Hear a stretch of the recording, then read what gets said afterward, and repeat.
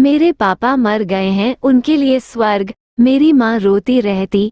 एक 5-6 साल का मासूम सा बच्चा अपनी छोटी बहन को लेकर मंदिर के एक तरफ कोने में बैठा हाथ जोड़कर भगवान से न जाने क्या मांग रहा था।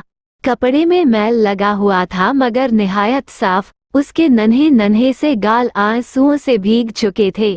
बहुत लोग उसकी तरफ आकर्षित थे और वह बिल्कुल अनजान अपने भगवान से बातों में लगा हुआ था।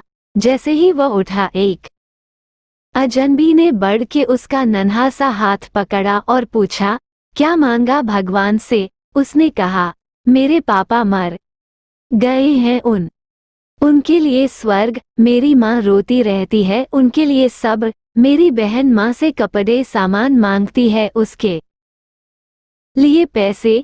तुम स्कूल जाते हो? अजनबी का सवाल स्वाभाविक सा सवाल था। हाँ, जाता हूँ, उसने कहा।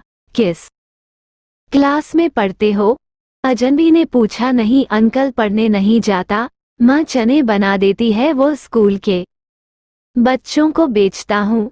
बहुत सारे बच्चे मुझसे चने खरीदते हैं, हमारा यही काम धंधा है। बहुत सारे बच्चे मुझसे चने खरीदते हैं, हमारा यही काम धंधा है।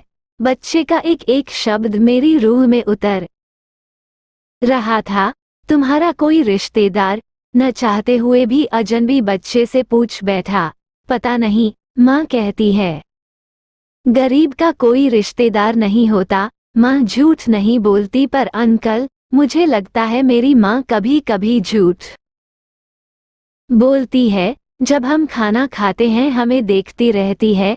जब कहता हूँ माँ तुम भी खाओ तो कहती है मैंने खा लिया था। उस समय लगता है झूठ बोलती है। बेटा, अगर तुम्हारे घर का खर्च मिल जाए तो पढ़ाई करोगे? बिल्कुल नहीं। क्यों? पढ़ाई करने वाले गरीबों से नफरत करते हैं अंकल। हमें किसी पढ़े हुए ने कभी नहीं पूछा, पास से गुजर जाते हैं। अजनबी हैरान भी था और शर्मिंदा भी। फिर उसने कहा, हर दिन इस मंदिर में आता हूँ।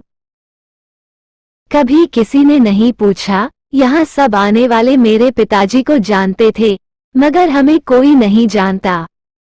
लेटेस्ट पाने के लिए सब्सक्राइब कीजिए।